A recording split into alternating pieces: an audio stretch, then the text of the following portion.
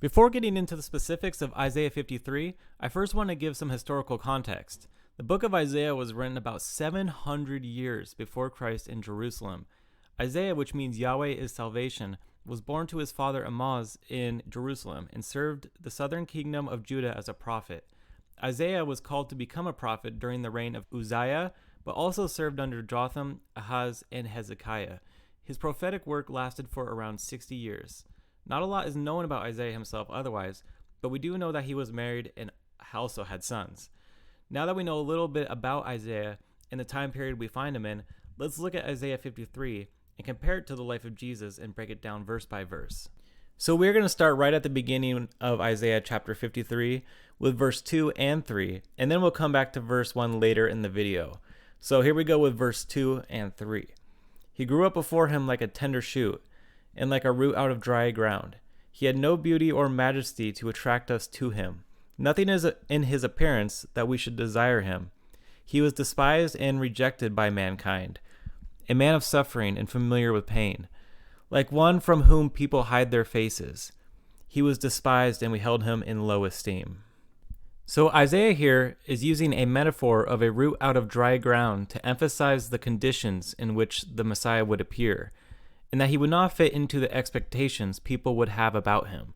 There wouldn't be anything special about his appearance or background that would be extraordinary. He would be someone who was even looked down on by his own people and even as far as despised.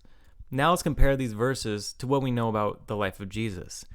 Jesus was sent to a peasant woman, Mary, and grew up in Nazareth, which, as Nathanael states in John 1:46, can anything good come from Nazareth? People already judged him based on his origin, and it was well known to people at the time nothing worthwhile was happening in Nazareth. His occupation wasn't anything to brag about either. Sorry, carpenters. Also, it's no secret that Jesus was a very controversial person to Jewish leadership. Many things Jesus did angered the authorities, which ultimately led to him being put on trial. The Pharisees and Sadducees were constantly trying to arrest or even kill him. So far, we're seeing some similarities that are pretty impressive, but we haven't even gotten warmed up yet, so let's keep going. All right, now let's look at verse 4. Surely he took up our pain and bore our suffering, yet we considered him punished by God, stricken by him, and afflicted. But he was pierced for our transgressions, he was crushed for our iniquities. The punishment that brought us peace was on him, and by his wounds we are healed. We all, like sheep, have gone astray. Each of us has turned to our own way, and the Lord has laid on him the iniquity of us all. So now things are starting to get pretty interesting.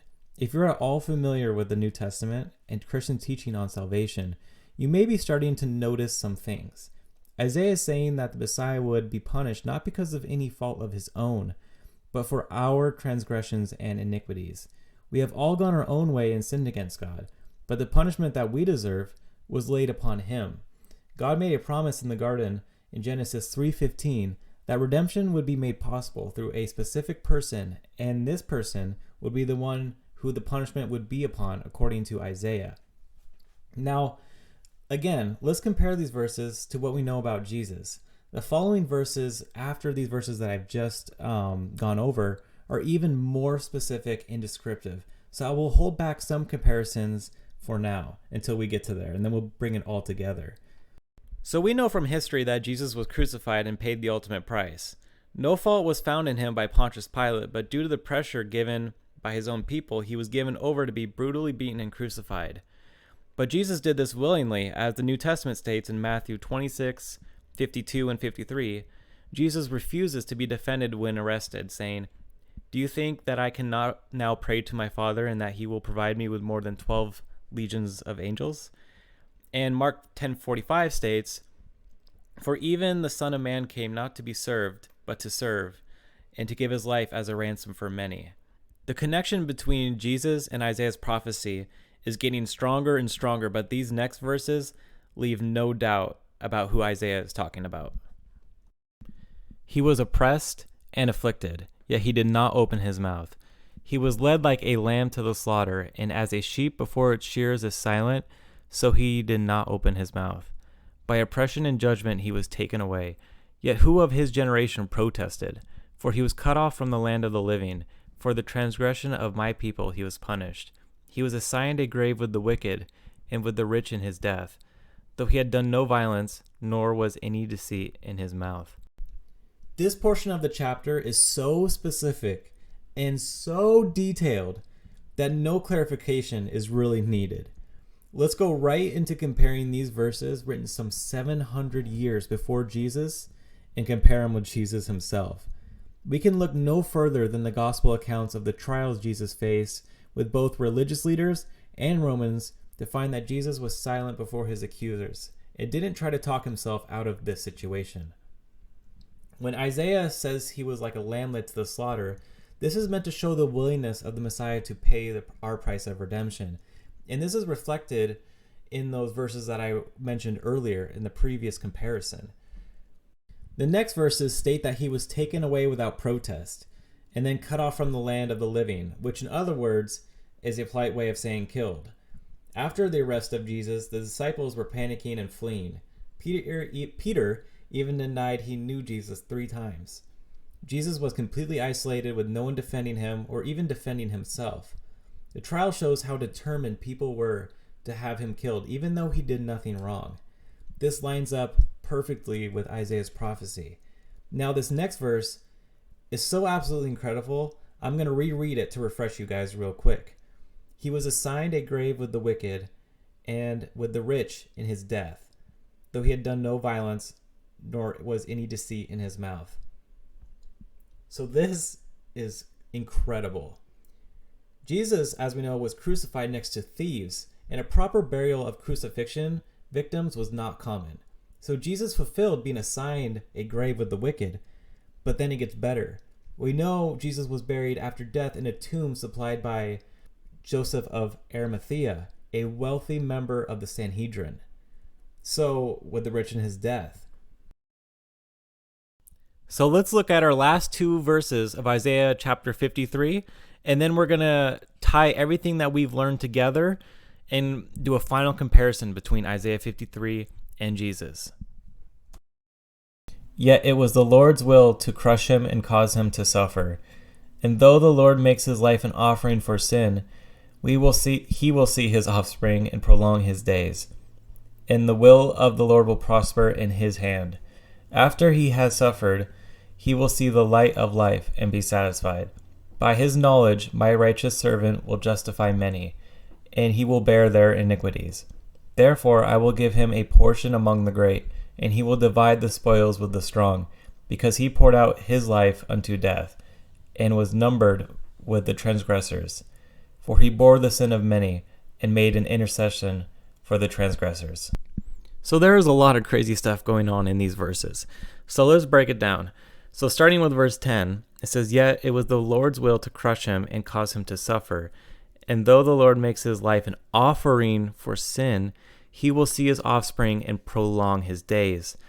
So what we can gather from here is that the Messiah will be an offering for sin, but he will also have his days prolonged.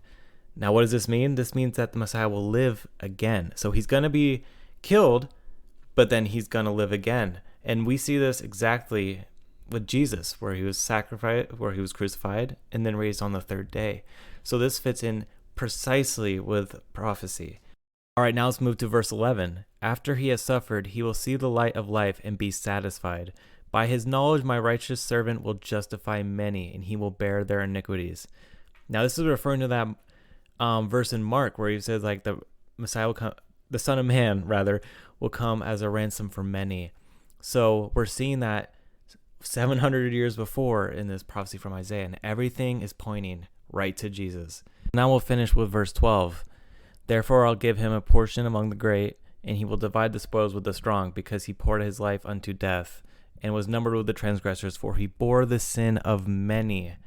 Again, pointing back to that Mark passage, and made an intercession for the transgressors. So the Messiah made a way for us who have transgressed God. He's interceded for us. And this, again, is pointing straight to Jesus with the sacrifice on the cross. So now that we have finished Isaiah 53, we're going to go back to verse 1 and see, how does this tie in? Let's do that right now. So I wanted to save this verse for last because I feel like it's a really good message to end on. And it simply states, "Who has believed our message?" And I think this is really kind of profound in a way because after going through all this evidence and seeing all these parallels, what do you believe? I hope I presented the evidence fairly well. It's to me, it's very compelling. In fact, there's no one else in history this could point to, and so clearly, verse by verse, the trial, the early life of Jesus, the ministry, the death, the resurrection, the reason for it all, it's all there. And it is in such stunning detail and written so long before. It really shows, like in the Old Testament, I don't know exactly where it is, but I know it's in there somewhere, where it's like if you can tell a fake prophet if the prophecy doesn't come true. And this prophecy, I mean, it's incredible. And I really hope this video helps show you guys that Jesus was who he said he was, and he was predicted long before he came, that God had this redemptive plan in action immediately from Genesis and before. So I would really encourage you guys, if you don't really know, if you're not don't know a whole lot about the New Testament or the Bible, to really just kind of dig into this stuff. And I think you will find that Jesus was exactly who he said he was, the Son of God. Well, that's going to wrap up this video, and I want to thank you guys again for watching. And make sure to comment down below what you guys think about this, if it was helpful. And also comment what kind of videos you'd like to see me do relating to either apologetic questions or more kind of these comparing, like, breaking down these prophecies.